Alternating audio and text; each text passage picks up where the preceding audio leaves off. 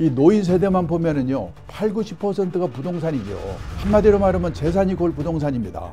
그 부동산이 내 노후에 도움이 될까? 열심히 살았는데 유감스럽게 노후 생활비가 모자라는 사람, 그런 사람은 어떻게 살 건가? 은퇴 파산에 빠지는 리스크가 5가지가 있답니다. 성인 자녀 리스크. 지금 성인이 돼가지고 생활비를 부모한테 의존하는 캥거루가 우리나라에 313만 명이래요. 그러면 본인도 물론이지만 부모의 노후가 어떻게 되겠는가? 잘못하면 빈곤 파산하게 되는 거예요. 누구든지 혼자 살 가능성이 있으니까 준비가 필요한데 가장 중요한 게 연금이죠. 먹고 살아야 되니까. 나이가 들어서는 대형 고층 아파트를 조심하셔야 돼요. 뭐 고독사 문제도 있고, 그 다음에 응급에 대처할 때 문제도 있고, 일본 같은 경우에는 부부 만나 먹거나 혼자 되면 어디서 하는가?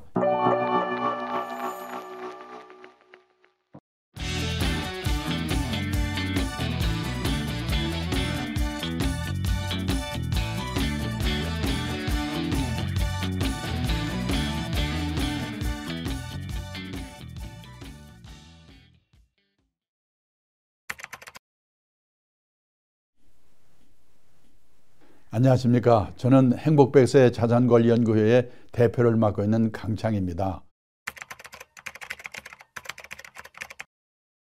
우리가 이제 100세 시대, 100세 시대 이런 말을 합니다만은 생각보다 오래 사는 것 같습니다. 오래 사는데 이 100세 인생을 뭐라고 살 것인가, 이런 문제에 대해서 오늘 좀 말씀을 드려보고 싶습니다. 노후에 3대 불안이 있다고 합니다. 첫째가 돈이고, 둘째가 건강, 셋째가 외로움입니다. 이 노후의 3대 불안을 대비하기 위해서 우리가 자산 관리를 잘해야 되는데요. 우리가 갖고 있는 자산은 3가지가 있는데, 첫째 실물자산입니다.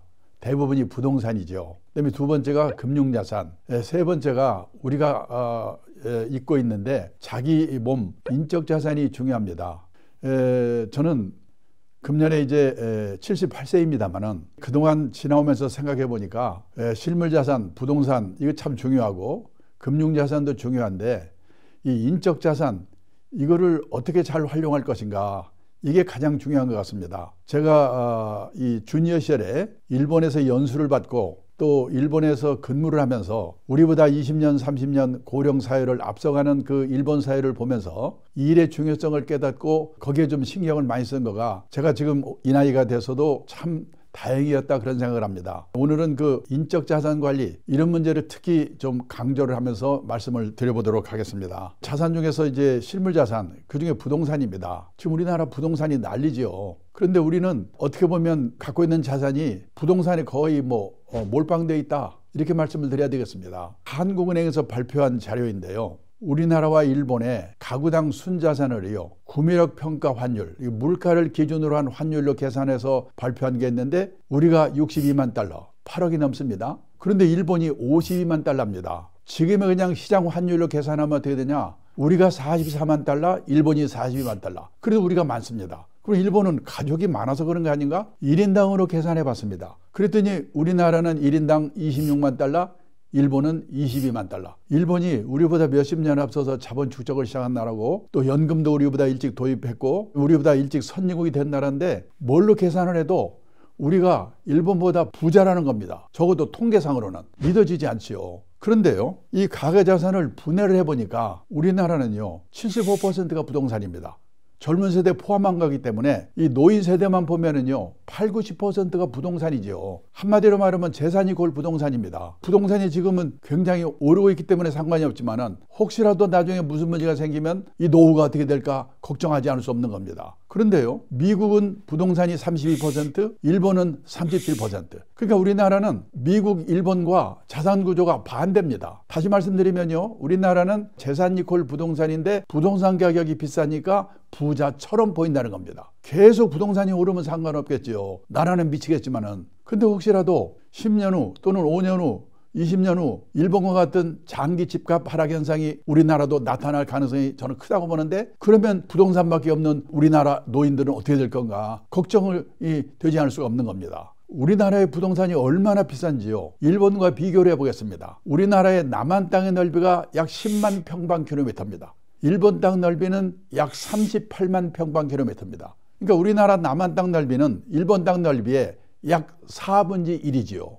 그런데요, 주식 시가총액과 마찬가지로 토지 시가총액이라는 게 있습니다. 우리 남한 땅을 다 팔았다고 가정하면 그게 토지 시가총액인데요. 2023년 기준으로 이게 얼마였냐? 1경 2093조 원이었습니다. 그런데요, 우리 4배 되는 일본의 땅을 전부 팔면 얼마나 되는가? 그때 일본의 엔화 환율이 약세였기 때문에 그런 이유도 있겠지만은요, 그 일본 땅을 다 팔았을 때 1경 1593조라는 겁니다. 우리보다 훨씬 적었습니다. 지금 환율로 계산을 해도요, 일본이 1경 2941조 원이랍니다. 그러니까 환율에 따라서요, 우리가 좀 많았다가 일본이 좀 많았다 그러지만은 우리나라나 일본이 땅을 팔은 그 토지 시가총액은 같다고 보면 됩니다. 땅 넓이는 4분의 1인데 땅값은 같으니까 4분의 4다. 이 말은요, 우리나라 평균 땅값이 일본 땅값의 4배 비싸다는 얘기입니다. 그런데요, 1980년대 후반 일본이 부동산 버블로 난리가 났을 때였는데요, 제가 그때 일본 동경에서 근무를 했습니다. 그때 제가 들은 얘기입니다.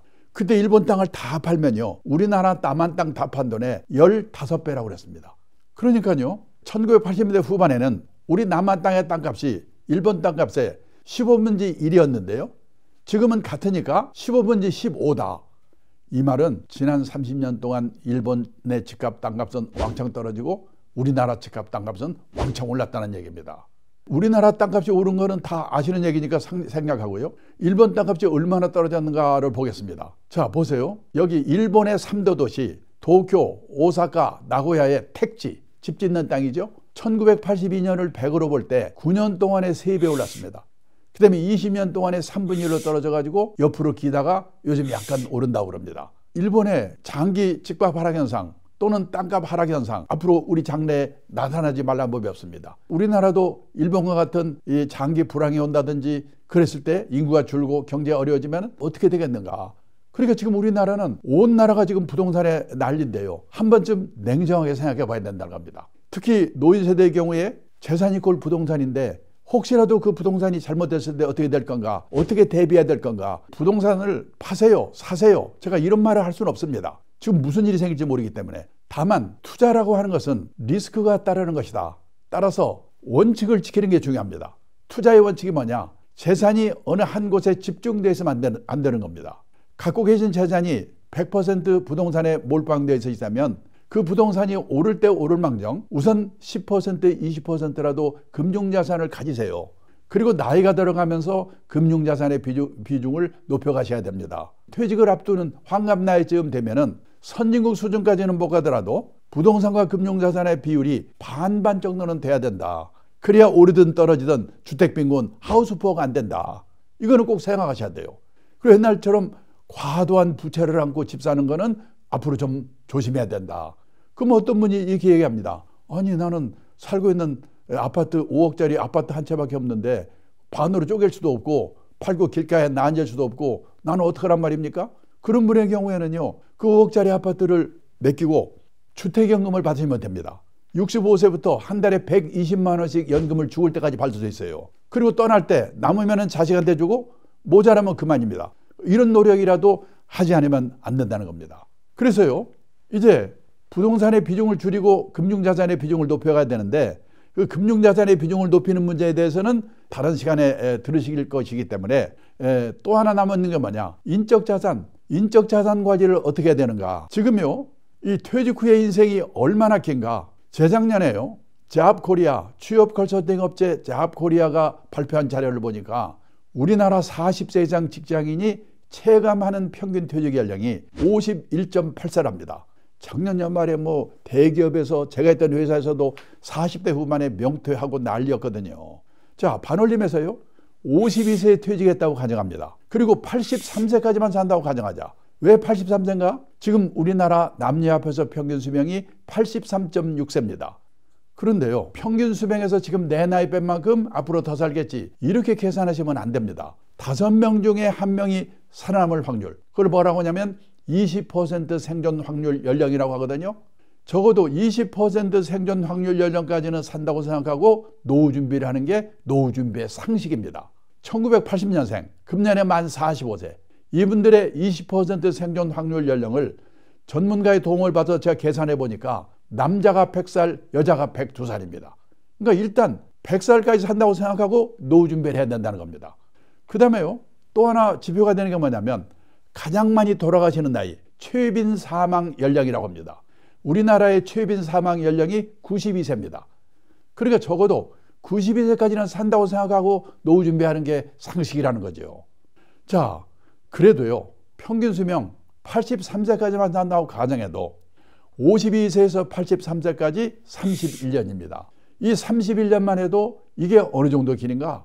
하루가 24시간입니다. 현역 시절에는 무지개 바쁘지요. 일해야지, 술 먹어야지, 연애도 해야지. 하루가요 100시간이었으면 좋겠어요. 근데 퇴직을 하고 나면 이놈의 시간이 안 갑니다. 잠자는 시간, 밥 먹는 시간, 화장실 가는 시간 다 빼도 최소한 하루에 여유 시간이 11시간 정도 남거든요. 실제로요, 얼마 전에 어느 기업에서요, 퇴직을 앞둔 직원들을 부부를 불러가지고 교육을 시켰대요. 거기 갔다 온 분이 그러더라고요. 강사가 오더니 그러더랍니다. 다음 달부터 퇴직이시죠?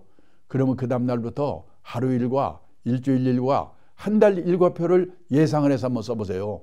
이걸 뭐라고 쓸까? 막연히 했는데 마누라는 어떻게 쓰는가? 받자마자 써내려가는데요. 아침에 일어나서 밥하고 빨래하고 청소하고 계모이 갔다 육성이 갔다 딸내집 갔다 줄줄줄 써내려가는데 자기는 10시까지 써놓고 나니까 쓸 말이 없더래요. 남자들이 이렇습니다. 최소한요 11시간 남습니다. 곱하기 365일 1년이죠. 곱하기 31년 이게 바로 124,465시간입니다. 이게 어느 정도 길인가? 지금 우리나라 직장인이 1년에 회사 나와서 근무하는 시간 연평균 1901시간입니다. 124,465시간을 1901시간을 나누면요 약 65년이 됩니다. 느낌상으로는 퇴직하고 31년만 해도 현역 시절에 65년에 해당한다. 100살까지를 생각하면 말할 것 없습니다. 열심히 살았는데 유감스럽게 노후생활비가 모자라는 사람, 그런 사람은 어떻게 살 건가? 제 생각에 우리나라는 유감스럽게도 모자라는 사람이 대부분 70~80%가 아닐까 생각이 됩니다. 인생에서 재산이 제일 많을 때가요 퇴직 직전 50대래요. 통계청 자료를 보니까 우리나라 50대 가구의 가구당 평균 총자산이요 6억 1,400만 원이에요. 근데 빚이 있습니다. 부채 차입금 1억 300 빼면요 5억 1,100만 원. 이게 순자산 자기자본입니다. 지방에 계신 분들은 왜 돈이 저렇게 많지? 이거 서울 수도권의 비싼 집값에서 포함해가지고 평균 돼서 그런 거예요. 집값을 빼고 나면 차라리 지방이 낫습니다.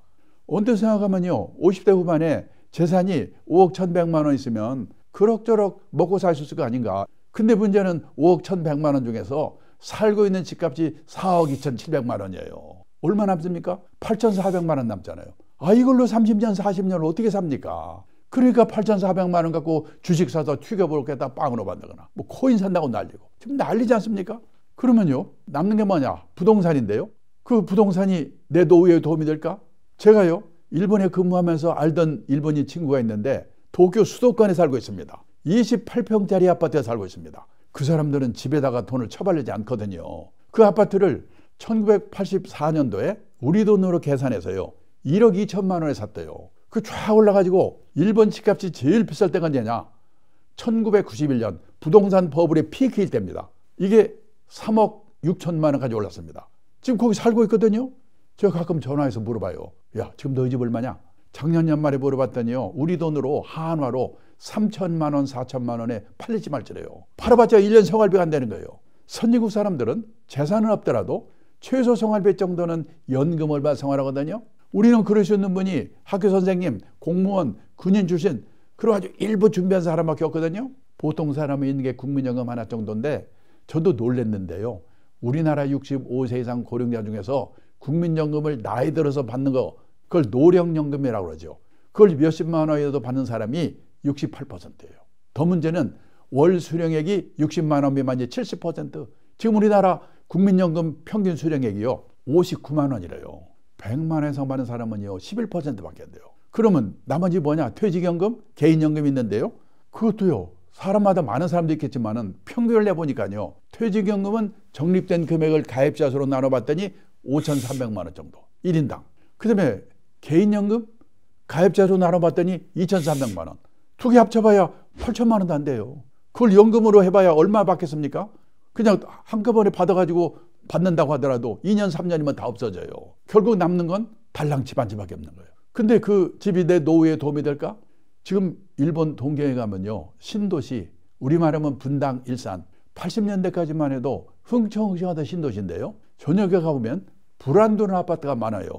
일본의 빈집이요. 2018년 현재로 849만 채라고 하더라고요. 재작년에는요. 900만 채로 늘어났습니다. 10년 후가 되면 일본 집 3채 중에 1채가 빈집이 될 거래요. 도움이 안 돼요. 노후에. 우리나라는 그건 빈집이 없는 줄 아십니까? 지난 여름에 혹시 중앙 일간지 보신 분이 계신지 모르겠는데 전면으로요. 빈집 특집이 나왔어요. 2023년 현재로 우리나라의 빈집이 153만 채래요. 미분양 아파트까지 포함해서. 시골에 농가주택 비어있는 거? 아닙니다. 대도시 한복판에도 빈집이 생겨요. 요즘은 지방에도요. 이 외곽에 신도시가 생겨요. 인구는 줄은데. 그러면 구도심에 있던 젊은 친구들이 글로 이사가고요. 구도심에는 노인들만 남아있다가 돌아가시면 비는 거예요. 근데 신문에 텔레비에서는 노후가 편하려면 10억에 세야 되느냐 7억이 세야 되느냐. 저는요. 신문기자 만날 때마다 제발 좀 그런 것 좀 쓰지 마라. 우리나라 대부분이 그렇게 안 되는데 그런 기사를 보면 도움이 됩니까? 복통 터지고 초조하죠. 그래서 지금 온갖 사기 사건이 횡합니다. 부동산 기획 사기, 책방에 가보면 재테크 광풍입니다. 2배를 튀기는 법, 3배를 튀기는 법. 책 한 권 읽고 2배를 튀길 수 있으면 그 인생이 얼마나 간단하겠습니까? 그런 방법 없죠. 일본의 신문기자, 일본경제신문에 서울에 와서요. 특파원으로 4년 동안 근무하고 간 신문기자가 있는데 이 친구가 임기 마치고 자기 나라 돌아가면서 저보고 뭐라고 하는지 아십니까? 한국에 와서 4년 동안 근무하면서 보니까 한국 사람들은 돈을 버는 방법, 그 사람을 자산 관리해서 입구 관리라고 표현했습니다. 입구 관리에 대해서는 쌍부로 결심이다. 그런데 나이가 60이 돼서 번 돈이 모자란다? 그러면 그 사람은 부자 될 확률이 별로 없죠. 그러면 어떻게 되냐? 맞춰 사는 방법을 배워야 되죠. 또 운 좋게 부자가 됐다? 그러면 아름답게 쓰는 방법. 그 사람을 자산 관리해서 출구 관리라고 표현했어요. 한국 사람들은 입구 관리에 대해서는 무지결심인데 출구 관리에 대해서는 집에서 가르치냐, 학교에서 가르치냐, 사회에서 가르치냐. 공부가 너무나 안 돼 있다. 이 친구가 이러고 가는 거예요. 저 기분이 얼마나 나쁘겠습니까? 그래서요. 일본 가도 미국 가도 열심히 살았는데 유감스럽게 노후 생활비 모자라는 사람 거기도 많습니다. 어떡하냐? 할 수 없지. 나는 생활비가 모자라니까 체면불구하고 요쪽 빠지는 거 감소하고 허드렛 일이라도 해가지고 한 푼이라도 벌 방법이 없을까? 이 일을 찾지요. 1975년인데요. 일본 동경 증권거래소라는 데 가서 연수를 받았어요. 그때 일본의 전체 인구 중에서 노인 비율이 8%였습니다. 지금 우리나라 노인 비율 65세 이상 작년 연말에 20% 초고령 사회 됐잖아요. 50년 전에 일본의 노인 비율이 지금 우리나라 노인 비율의 절반도 안 됐을 텐데요. 지금 생각해 보니까 그때 일본의 노인들은 체면을 버리고 일할 준비가 되어 있었구나. 그때 제가 2가지 광경을 목격했습니다. 동경증권거래소 지하에 주식이나 채권을 보관하는 창고가 있는데요. 그 앞을 견학하는데 머리가 허연 70은 넘어서 갔던 노인들이 100명 정도 앉아가지고 주식을 세고 있어요. 저 놀래가지고 안내하는 분한테 물어봤죠. 저분들은 옛날에 뭐 하던 분들입니까? 옛날에는 회사 간부도 했고 공무원 출신도 있고 한 자리씩 다 한 사람들이지요. 얼마씩 받아요? 시간당 500엔. 우리 돈으로 5,000원 정도 받고 일한대요. 끝나고 제 숙소가 비즈니스 호텔입니다. 거기를 가보니까 5시가 되니까 젊은 아가씨들이 퇴근을 하고 할아버지들이 밤땅번으로 교대를 하는 겁니다. 제가 그 2가지만 가지고 일반화시킬 수는 없지만 젊은 나이에 그걸 보고요. 나이가 들어서 일을 하려면 폼나고 고난 있는 일은 젊은 사람한테 주고 저렇게 허드렛 일을 해야 되는 거구나. 나도 이제 앞으로 오래 살아야 될 텐데 저런 준비하고 살아야 되겠구나. 저는요. 그때 그걸 본 것이 제 인생에 얼마나 도움이 되는지 모릅니다. 근데 최근에요. 일본에 아는 친구가 일본에 지금 문고판 책으로 베스트셀러가 되어 있는 책을 한 권 보내줬습니다. 제목이 뭐냐? 정년 후의 진실. 그 책을 읽고 제가 깜짝 놀랐습니다. 일본은 우리보다 몇십 년 앞서서 선진국이 돼 있고 몇십 년 앞서서 자본 주적을 시작한 나라고요. 일찍 선진국이 됐고요. 연금도 일찍 도입이 됐고 먹고 살 걱정은 전혀 없는 줄 알았어요. 아닙니다. 일본의 60세에서 80세까지 월 평균 수입이 얼마냐? 25만 엔, 우리 돈으로 250만 원이에요. 우리가 큰 차이가 없어요. 근데 월 평균 생활비가 30만 엔, 우리 돈으로 300만 원입니다. 그래서요. 50만 원에서 100만 원은 다 모자란다. 일해서 돈 벌어야 된다. 다 그렇게 생각하고 있다는 거예요. 그래서 일본의 70세 남성의 취업률이 46%, 절반 정도가 다 일하고 있다는 겁니다. 깜짝 놀랐습니다. 그 뭔 일 하는가? 뭐 폼다는 일도 있겠지요. 근데 많이 하는 일의 1번이 뭐냐? 아파트 관리인. 일본에서도요, 아파트 관리인 이거 하려고 경쟁률이 50대 1이에요. 50대 1. 가사 대행 서비스. 이거 가사 도우미입니다. 제 친구는 사장인데요. 그 딸이 대학 나온 40대 후반인데요. 애 둘을 키우느라고 회사를 퇴직했답니다. 애만 키운 게 아니라 틈틈이 시간을 내가지고 간호사 자격을 받는 전문학교를 다녔대요. 대학 나온 애가 간호사 자격을 따로 받은 거예요. 근데 지금 일본에는 우리도 곧 그렇게 될 것 같은데 방문개호라고 해가지고, 개호는 우리말로 말하면 간병, 돌봄 이런 뜻이거든요. 경제력 있는 노인들이 혼자 아니면 둘이 사는 집에 가가지고 주사도 놔주고 건강 체크해주고 간단한 집안일 도와주고 그러는 일의 수요가 폭발적으로 늘고 있대요. 그거에서 돈 벌고 있어요. 사장 딸이고 대학 나왔는데. 중요한 거는 이런 일을 하면서도 쪽팔려 하지 않고 이런 일을 하는 사람을 우습게 보지 않고, 그 다음에 또 하나 뭐냐, 노노케어. 젊은 노인이 나이 든 노인 도와주는 게 큰 일거리예요. 지금요, 일본의 경우에는 이 노인은 늘어나는데 돈을 봐줄 사람이 없어요. 시설이 마땅치가 않아요. 지금 우리 경우에는 중국 동포가 와서 도와주는 게 한 40~50%를 차지하고 있기 때문에 아직 다들 느낌이 없는데요. 그분들이 생활이 수준이 높아지고 애도 안 낳고 만약 안 오게 되면 난리 날 겁니다. 그래서 일본에는요, 이 요양시설에 가보게 되면 앞에 딱 써 있어요. 60대, 70대, 심지어 80대까지 건강한 시니어를 환영합니다. 와서 일하세요. 그런 지금 세상이 되어 있는 겁니다. 그 다음에 스팟 아르바이트. 미리 등록을 합니다. 그러면요, 연락이 옵니다. 내일 오후 3시부터 6시까지 어디서 뭐 할 사람 모이십시오. 가서 그 일을 딱 하면요, 그 자리에서 돈을 준다는 거예요. 이 스팟 아르바이트를 주선하는 회사가 동경증권거래소 상장회사라는 겁니다. 이런 일들이 대부분이에요. 근데 그동안에 우리나라는 일도 없지만은 하고 싶어도 체면, 남의 눈 때문에 어려웠거든요. 그런데 요 몇 년 전부터 우리나라도요, 무섭게 바뀌고 있어요. 제가 얼마 전에 택시를 타고 가는데 기사분이 60이 좀 넘은 분인데요. 외국 회사의 서울 사장을 했대요. 이분이 사장할 때는 기사 딸린 고급 승용차에 부인은 사모님 소리 듣고 폼 잡고 다녔대요. 이분이 대단한 게 사장을 끝내자마자 목표를 세웠는데 나는 3년 이내에 개인 택시 받을 자격을 갖자. 그러려면요, 영업용 택시를 3년 무사고 운전해야 된대요. 그때 그분이 1년 8개월 됐다고 하더라고요. 이런 분이 들고 있어요. 그 다음에요, 제 직장 후배 한 분은 여자분인데요. 70이 넘었거든요. 요즘요, 가족이 아프면 이 요양보호사 자격을 따가지고 간병하면 돈을 받잖아요. 자기 어머니를 돌봤대요. 돌아가셨답니다. 누가 오더니 너 자격증이 있고 성실하니까 다른 분을 좀 도와줄 수 없겠느냐. 90 넘은 할머니를 도와드리고 있는데 마음이 맞아서 그런지 모르지만 너무나 보람있고 돈도 받고 좋다고요. 옛날 직장 동료 후배 일일이 전화해가지고 빨리 요양보호사 자격 뜬다라고 권유하고 있어요. 돌고 돌아 제 귀까지 돌았으니까. 지금 우리나라도 그런 세상으로 가고 있습니다. 근데요, 그렇게 살다 보니까 나이가 60이 돼서 먹고 살 걱정을 하게 됐다. 돈 걱정 없는데 내가 왜 일을 해야 돼? 아닙니다. 특히 도시에 사는 사람일수록 퇴직하고 소일거리가 없어서 미쳐요. 요즘 서울 시내 인류 호텔에 헬스클럽 한번 가보면은 왕년에 장관, 차관, 사장했던 사람 다 모여 있어요. 거기서 오전 시간 때우고 오후에 커피숍에서. 얼마 전에 정부 고관에 했던 제 친구가 있는데 저녁 먹다 뭐라고 하냐면 자기는 아침에 잠에서 깨면 침대에서 내려오기 전에 오늘은 뭐 할까? 그 생각부터 해놓고 그때 내려온대요. 하루 이틀도 아니고 30년, 40년 그렇게 살아보세요. 환장합니다. 그래서 선진국에서는 퇴직하고 먹고 살 걱정이 없는 사람 뭐 하는가? 취미활동 절반, 봉사활동 절반이면서 약간의 용돈벌이 하는 일, 이런 일들을 다 하고 있다는 거예요. 그 대표적인 게 여기 있는 NPO 활동입니다. 이 민간 비영리 조직, 우리나라 시민단체 NGO가 있죠. NGO는 비정부 기구에 드셔요.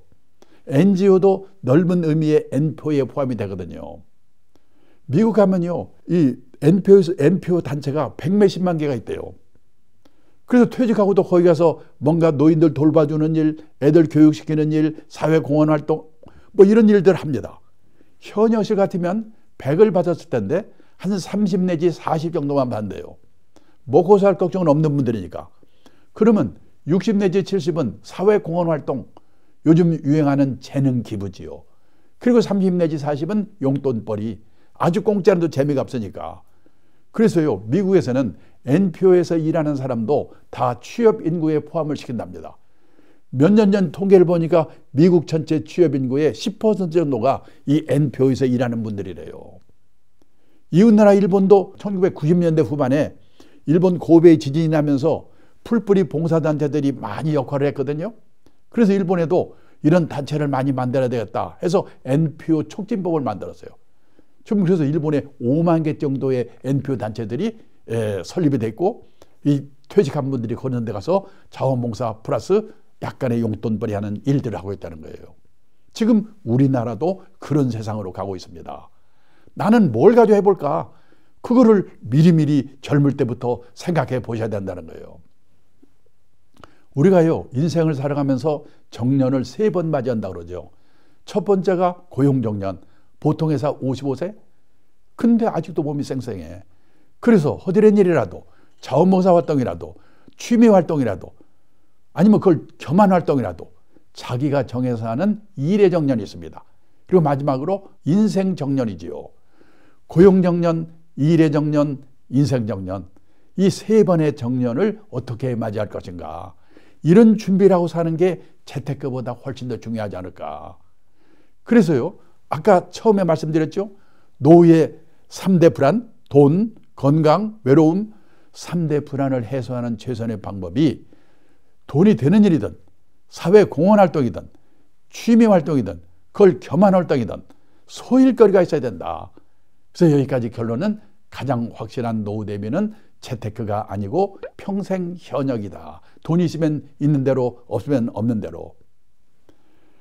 제가 오늘 강의장에서 이 말을 끝냈더니요, 한 남자분이 벌떡 일어나더니, 아니 왜 남자들한테만 일하라고 난립니까? 점심 시내 음식점에 한번 가보세요. 맛있는 거 여자들이 다 먹고 있고 헬스클럽 한번 가보세요.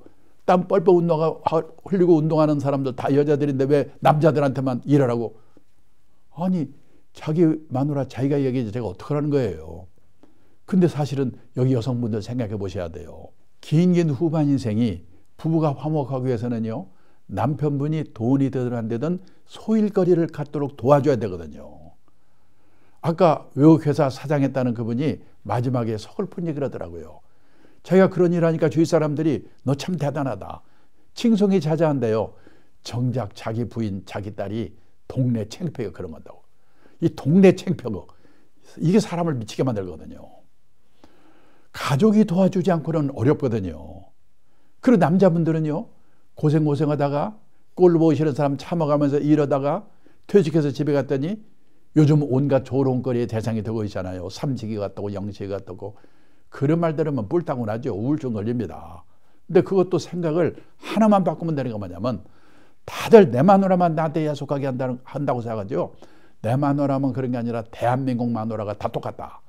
대한민국 마누라만 그런 게 아니라 세계 마누라가 다 똑같다. 그러면 대책을 내가 세워야 돼요.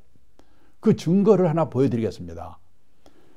일본의 오가와 유리라고 은퇴 전문가가 있는데요, 한 달에 한 번씩 에세이 글을 보내오는데, 얼마 전에 보내온 에세이의 제목이 뭐냐, 일본에서 은퇴 남편 인기 1번, 어떤 남자가 퇴직하고도 인기가 짱인가. 요리 잘하는 남편, 건강한 남편, 싹싹한 남편, 집안일 잘 도와주는 남편, 그 안에 답이 없어요. 낮에는 집에 없는 남편이래요. 다 똑같대요. 지금 우리나라는 약과입니다. 이웃나라 일본은 더 난리예요. 많은 분들이 요리는 중국 요리가 최고고 마누라는 싹싹한 일본 마누라가 최고라고 침 흘리는데요, 천만의 말씀입니다. 지금 일본의 가정주부, 전업주부들이요, 남편이 퇴직하고 집에 있으니까 남편 재택 스트레스 증후군이라는 게 생겼어요. 증세가 뭔가 우울증, 고혈압, 천식, 공황장애, 암공포증, 12장 궤양, 키친 드링크, 주방에 술 홀짝홀짝 마시는 거. 우리나라는 여기까지는 안 갔잖아요. 왜 그러면 우리나라와 일본의 부인들은 남편이 퇴직하고 집에 있으면 이렇게 정신적으로 스트레스를 받는가? 우리나라와 일본은요, 남편이 현역을 얻는 동안은 남편의 세계와 아내의 세계가 분단된 세계에 살고 있는 거예요. 따로따로 30년, 40년 놀다가 만나니까 헷갈리는 거예요, 지금. 미국은 커플 문화, 젊을 때부터 커플로 움직이거든요. 출장 갈 때도 같이 가든지 허락받고 가든지, 저녁에 술 먹고 늦게 들어가면 이혼이고.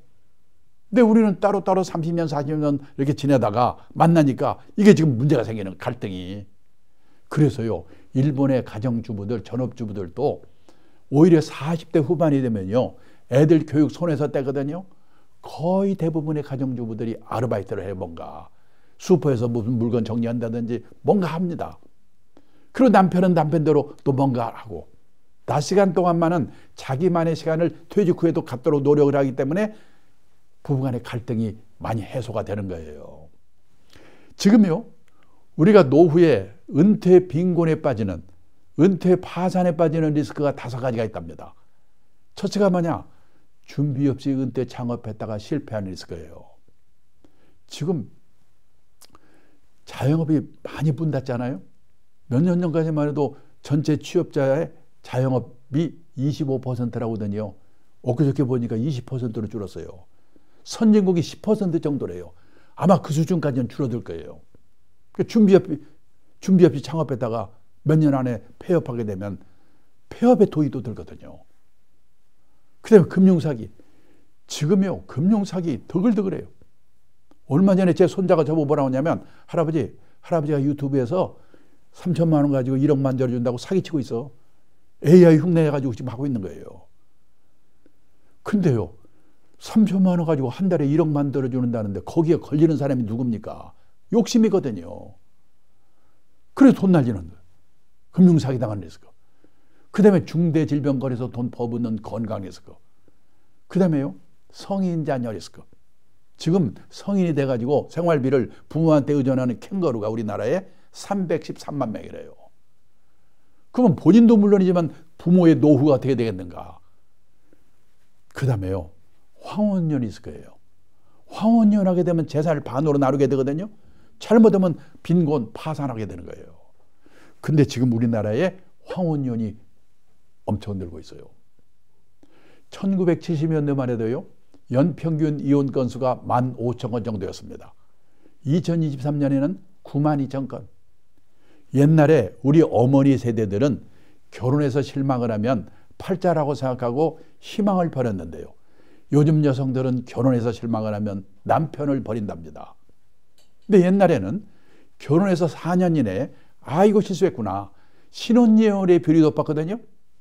근데 2023년에는 결혼해서 20년 이상 된 소위 말하는 중년 황혼년의 비율이요, 전체 이혼 건수의 5% 됐는데 1990년도만 해도 2023년에는 36%. 결혼 기간별로 볼 때 비율이 제일 높은 게 중년 황혼년이에요. 요거 조심해야 돼요. 2000년 초에 일본에서요, 이 부부가 갈등이 있어가지고 참다 자녀가 결혼해서 나리다 공항에서 신혼여행 떠나보내고 나서 이혼 선포한다고 그래가지고 나리다 이혼.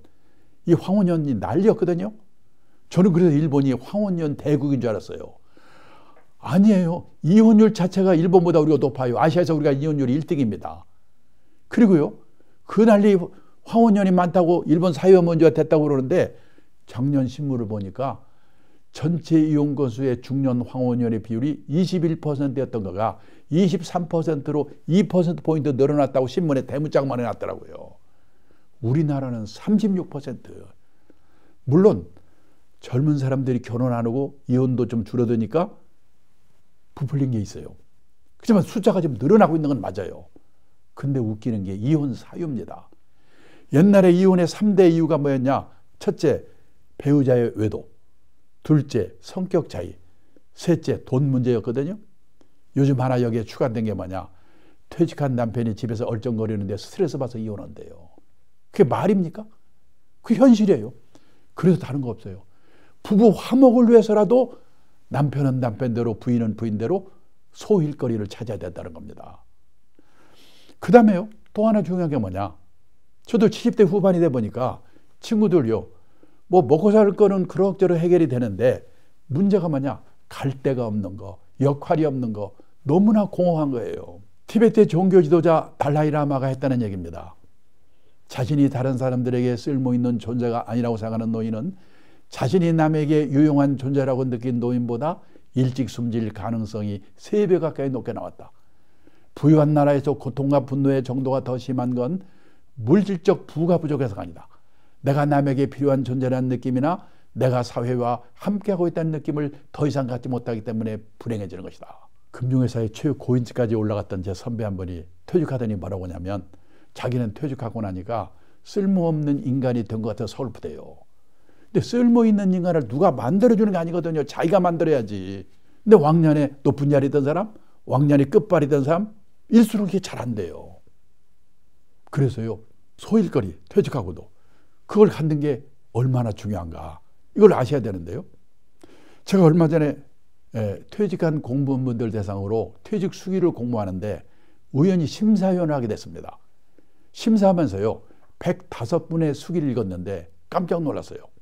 저는요 공무원분들은 60까지 보장되지 연금도 300만 원 이상 다 나온대지 아무 걱정 없는 줄 알았거든요.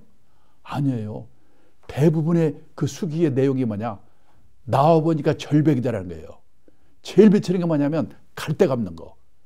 제가 한 번만 사례를 소개하면요, 통계직 공무원에서 지방사무소 소장까지 한 분이에요. 고급 공무원 출신입니다. 이분은 퇴직도 했고 연금도 있으니까 한번 신나게 놀자 놀아봤대요. 웬걸 3개월 놀았더니 미치겠더래요. 아침에 일어나면 만화님 눈치가 보이는데 저놈 인간은 오늘 또 안 나가나? 놀래가지고 동네 도서관에 갔더니요 신문 한 장 보려고 쟁탈전이 벌어지는 거예요. 아이고 꼴보기 싫어, 취직해야지. 그때서 원서를 여기저기 돌렸는데 준비가 안 돼가지고 면접 보러 오라는 데도 없어요. 근데 오늘 한 군데서 면접 보러 오라고 연락이 왔더래요. 놀래서 봤더니 요즘 많이 생기고 있습니다. 주간 노인 보호센터. 젊은 노인이 나이 든 노인 도와주는 게 큰 일거리라고 했죠. 이분이 면접에 붙어가지고 하루에 5시간에서 6시간 일한대요. 아침에 노인들 자동차로 모셔다가 센터에 가서 돌봐주고 같이 놀고 장기도 두고 노래도 부르고 그런데요. 근데 이분이 싹싹한가 봐요. 또 시골에 노모가 혼자 계시니까 혼자 계신 노모를 생각해서 내 이분들한테 잘해줘야지. 인격장이에요. 근데 요즘 주간 노인 보호센터가 여기저기 생기면서요 노인들이 삐치면 딴 데로 가버린대요. 돈이 안 되잖아요. 근데 그 센터는 그분 때문에 오히려 딴 데서 온답니다. 유명인사가 됐어요. 그래서 한 달에 월급을 얼마 받는가? 월급을 70만 원 받고 집에서 내던 건강보험료 30만 원을 회사가 내준대요. 100만 원 벌어다 주고 집이 없으니까 그 수기에 마지막에 뭐라고 써있냐? 그렇게 무섭던 마누라가 천사로 바뀌었다.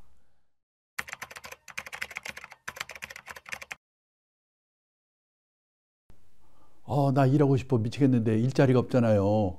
일 좀 주세요. 다들 그러시거든요. 청년 실업이 넘치지요 지금. 그리고 또 일자리가 사라지는 시대예요. 영국의 옥스퍼드 대학의 마틴 스쿨이라는 데서 고용의 미래라는 보고서를 발표했는데요. 이 보고서에 의하면 2033년이 되면 현재 있는 직업의 47%가 사라진대요.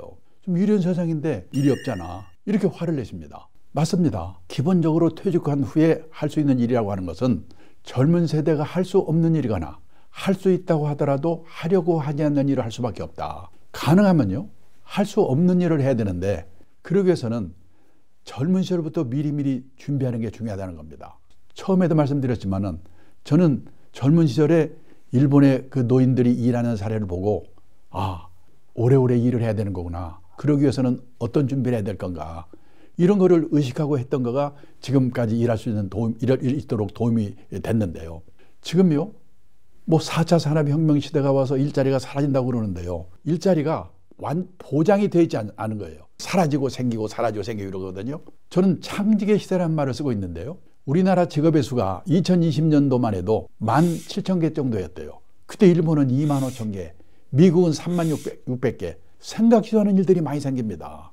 아이패드 화가, 반려동물 장의사, 인터넷 장의사, 정리 컨설턴트. 저도요 52년 전에 이 업계에 들어올 때 52년 후에 노후설계 강의를 할 거라고는 꿈에도 생각 안 했습니다. 근데 제가 하고 있는 일과 연관시켜서 이렇게 발전시켜서 하다 보니까 이런 일들이 생기는 거예요. 제가 이 현역에서 물러나면서 금융 그룹에 앞으로 우리나라에 투자 교육이 중요하다. 투자 교육 연구소를 만들자 제안했습니다. 또 은퇴 연구소를 만들자 제안했습니다. 그래서 그 연구소가 생기면서 또 거기서 일할 수가 있었던 거예요. 가능하면은 내가 지금까지 해온 일 그리고 미래 직업과 연결시켜서 새로운 일을 만들어서 하는 게 자기 자신을 위해서도 좋고 이 사회를 위해서도 도움이 되는 거죠. 그런 일들을 하는 게 가장 좋은 방법인데 쉽지가 않죠. 만약 그게 안 되면 어떻게 되냐? 그냥 체면을 내려놓고 허드렛 일에 가까운 일을 할 수밖에 없다. 마찬가지입니다. 선진국도.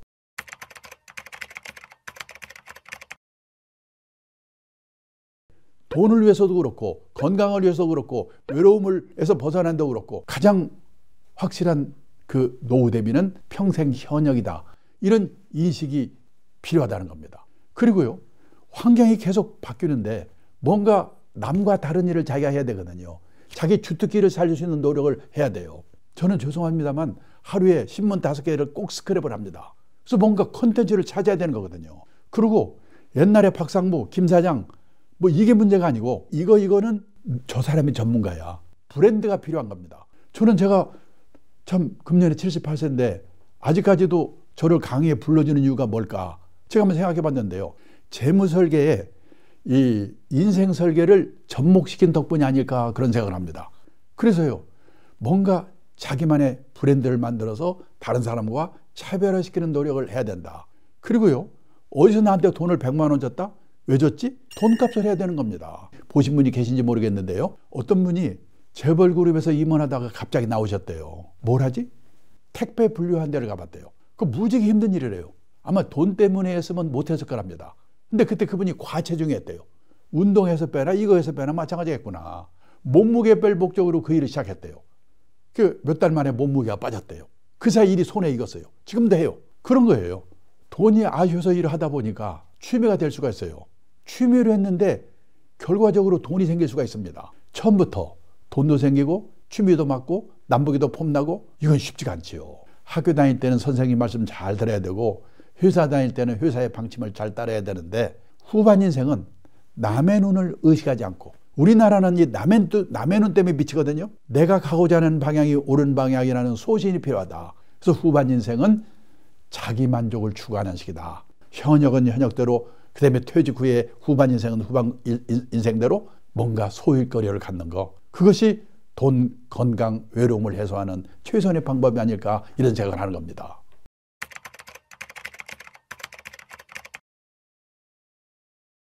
자녀 리스크란 말이 있어요. 내가 아무리 성공하고 돈을 벌어도요. 자녀들이 뭔가 문제가 생겨가지고 고생하는 부모들이 많거든요. 그거에 내가 어떻게 대응할 건가. 요즘 자녀들의 취업난 아시죠? 작년에 우리나라의 대졸 취업률이 70%였어요. 일본은요. 지방대학까지 다 포함해서 98%거든요. 물론 지금 일본은요. 우리나라도 한 10년쯤 지나면 그런 시대가 올 걸로 보는데요. 이 젊은 사람들이 줄어들어가지고 상대적으로 일자리가 생긴 거예요. 근데 더 중요한 거는 지방에서 대학을 나오면 지방에 있는 직장의 대부분이 취업을 합니다. 일자리가 그만큼 있고. 근데 우리나라는 지방에서 대학을 졸업해도 다 서울로 모이거든요. 그게 취업이 안 되는 거예요. 근데요. 고성장 시대에는 신규 채용이 많았기 때문에 과외 공부 시켜서 좋은 대학 들어가서 취직하면 됐거든요.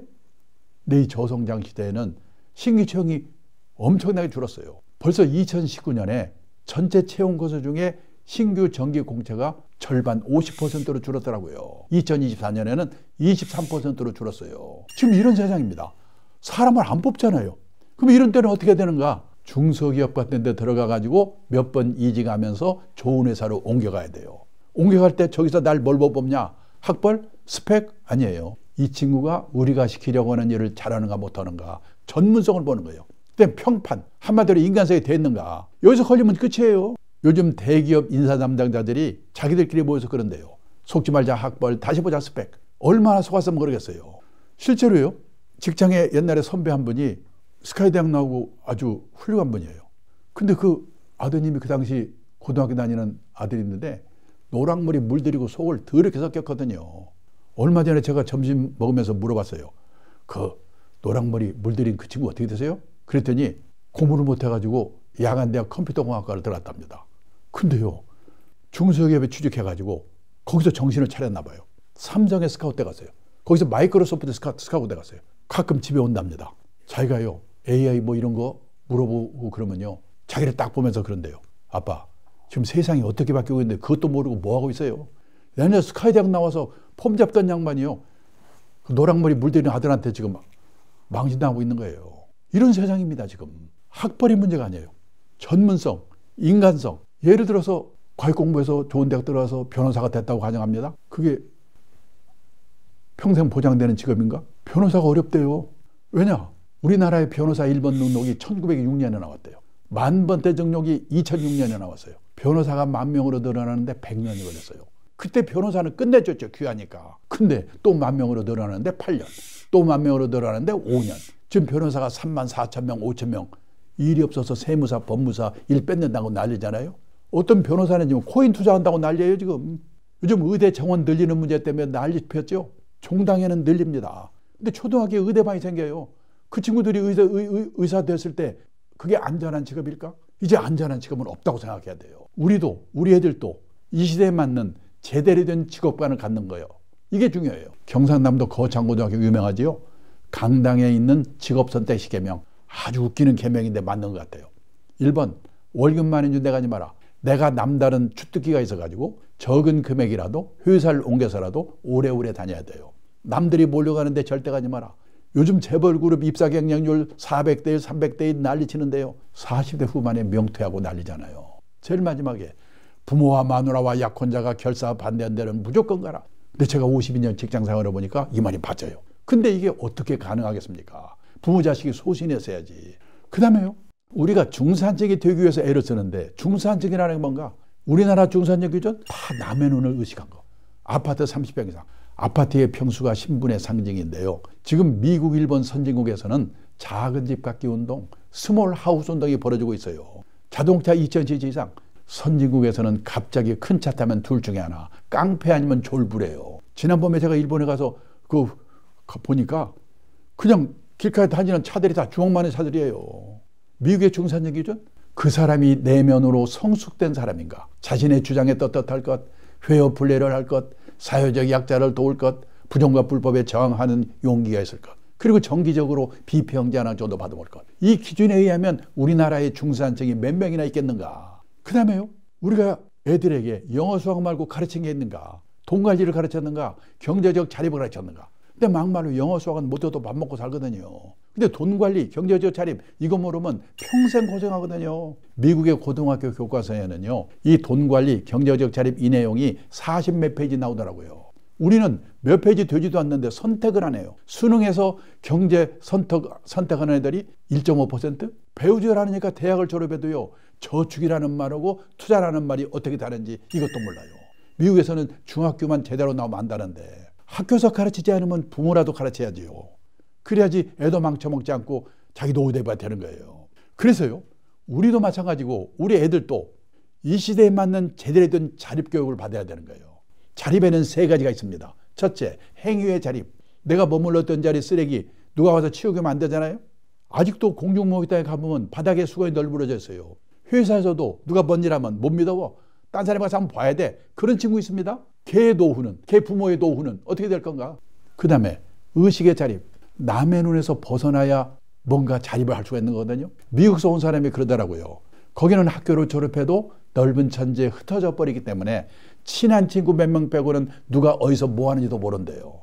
근데 우리는 동창회, 향후에 동네 모임, 개 모임 모여가지고 걔는 공부도 못하는 게 얼굴 좀 이뻐서 시집을 잘 갔는지 뭐 사고 뭐 샀다고 산책 올리고 나는 점심에 이거 뭐 했다고 산책 올리고 누구나 뜨고 우리나라처럼 남의 눈 때문에 미치는 나라가 없지요. 그 다음에 경제적 자립이에요. 경제적으로 자립을 해야 부모한테 남한테 폐를 안 끼치죠. 근데 다들 경제적 자립은 뭐냐? 재테크, 돈 버는 능력 이것만 생각하거든요. 더 중요한 경제적 자립은 뭐냐? 주어진 경제적 상황에 자기 자신을 맞춰놓는 능력을 기르는 거다. 절약이지요.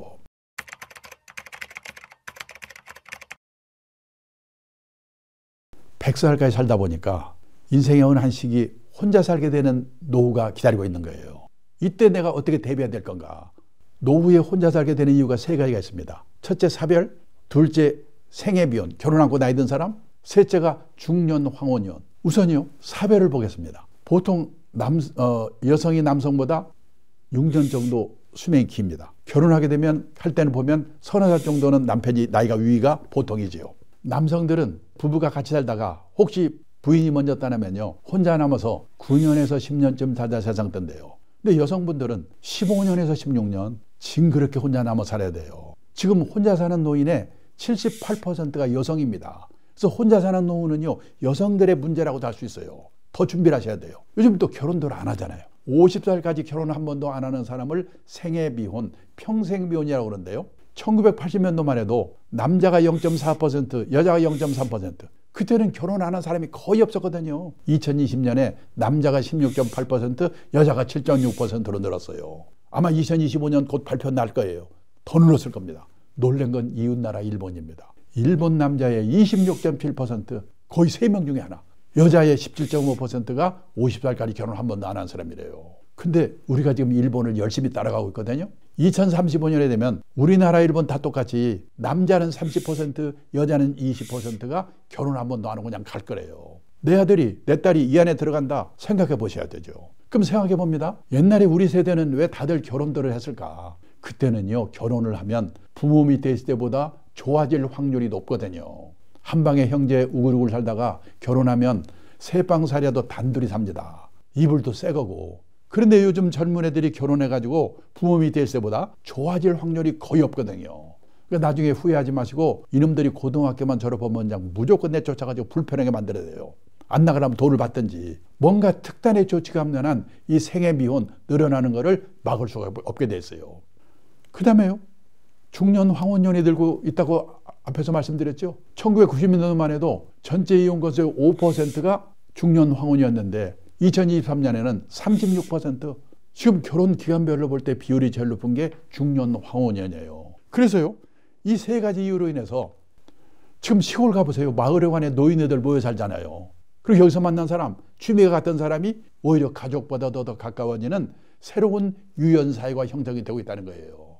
조건 확보의 문제가 아니라 세상이 이렇게 바뀌고 있는데 나는 앞으로 어떻게 할 건가. 지금 우리나라는 인구가 5,170만 명이고 가구 수가 2,200만 가구입니다. 그중에서요, 젊은 사람 혼자 사는 1인 가구, 독거노인 1인 가구 합쳐서 우리나라도 1인 가구 비율이 36%. 가구 원수로 볼 때는 1인 가구 비율이 제일 높거든요. 근데 유럽 가면 훨씬 높아요. 스웨덴은 전국 평균 57%, 수도 스톡홀름은 60%, 온 천지가 그냥 혼자 사는 거예요. 그러면 스웨덴은 우리보다 더 우울하고 불행한 나라일 것 같죠? 스웨덴이 세계에서 7번째로 행복한 나라래요. 왜냐? 혼자 살더라도 연금이 발달돼 있어가지고 죽을 때까지 먹고 살 걱정 없는 거예요. 혼자 살더라도 지역사회, 새로운 유연사회에서 외롭지 않게 행복을 찾는 방법을 미리미리 준비했기 때문에. 제가 10몇 년 전에 일본에 책방에 가니까 이런 책들이 쫙 깔려있는 겁니다. 혼자 사는 노예에 대해서 쓴 책이에요. 그때만 해도 참 별로 본 책도 다 있네. 사온 거거든요. 근데 이게 일본 얘기가 아니에요. 서울의 영풍문고를 갔는데요, 한쪽에 화제의 책이라는 코너가 있는데 거기에 혼자 사는 삶에 대한 책이 20권이 쫙 있더라니까요. 우리나라도 이런 책이 지금 일본에서 70만 부, 100만 부씩 팔리고 있고 우리가 뒤따라가고 있어요. 왜? 오랜 동안 혼자 사는 노후가 기다리고 있으니까. 누구든지 혼자 살 가능성이 있으니까 준비가 필요한데 가장 중요한 게 연금이죠. 먹고 살아야 되니까. 그 다음에 젊을 때 건강하던 분이 환갑 넘어서 암에 걸려 심혈관 질환 깜짝깜짝 놀랍니다. 보험, 중대질병보험 하나 준비하는 게 중요한 거예요. 그리고요, 대부분의 가정에서 남편 중심의 노후 준비라고 했는데 남편 먼저 떠나고 나서 혼자 남아서 10몇 년 살아야 되는 아내분을 배려한 노후 준비를 해야 된다는 거예요. 얼마 전에 변호사 한 분이 돌아가셨는데요. 옛날에는 변호사가 돌아가시고 나면 여기저기 수임료로 땅 받은 것도 그래가지고 자식들이 상속 때문에 무지개 싸우거든요. 근데 그분은 본인 돌아가신 데 봤더니 본인 명의로 돼 있는 게 전화기 한 대밖에 없더래요. 싸우질 없게 만들었어요.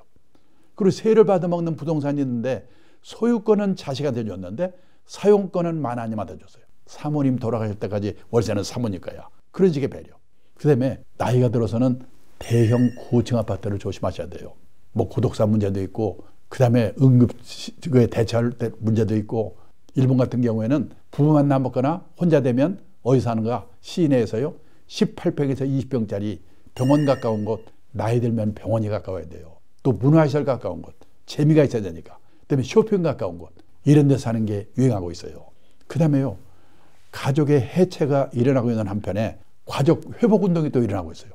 일본에서는요, 3대가 할아버지 아들 손자가 한 건물 근처에 독립적으로 살도록 개축하면 세제 혜택을 준대요. 그리고 노인이 혼자 큰 집에 살고 있다? 젊은 사람과 또 맘 맞는 사람과 그룹 리빙, 공유경제 이런 것도 활성화되고 있어요. 앞으로는 이런 문제도 한 번쯤 생각할 필요가 있다. 그 다음에 이제 또 하나 우리한테 닥칠 일이 뭐냐. 요즘 일본에서요, 개호난민, 개호대란 이게 지금 난리거든요. 개호는 우리말로 말하면 간병, 돌봄 이런 뜻인데요. 지금 우리나라는 고령사회 하지만은 아직 베이비붐 세대가 75세 이후 후기 노령기에 들어가지 않아가지고요, 실감이 안 나요. 근데 일본은 베이비붐 세대가 대부분이 후기 노령기에 들어가기 때문에 난립니다. 첫째 뭐가 문제냐면요, 저도 70대 후반이 돼 보니까 여기저기 아파요. 돌봐줄 시설이 마땅치가 않아요. 그다음에 돌봐줄 사람, 소위 개호요원이라고 하죠. 간병 돌봄 요원, 이게 부족한 거예요. 지금 우리나라는 40-50% 간병인의 40-50%를 중국 동포가 와서 도와주고 있거든요. 그분들 안 오시게 되면 우리도 난리 날 거예요. 그래서요, 70대 후반이 돼가지고 여기저기 아프고 그럴 때 어느 시설에서 어느 분의 돌봄을 받을 건가, 그걸 미리미리 생각해보고 거기에 대해서 비용은 어떻게 해야 될 건가, 보험을 들어서 해결할 건가, 이런 문제도 미리미리 대책을 세워야 된다. 여기까지 혼자 사는 노후에 대한 대책을 말씀드리면서 강의를 끝내도록 하겠습니다. 감사합니다.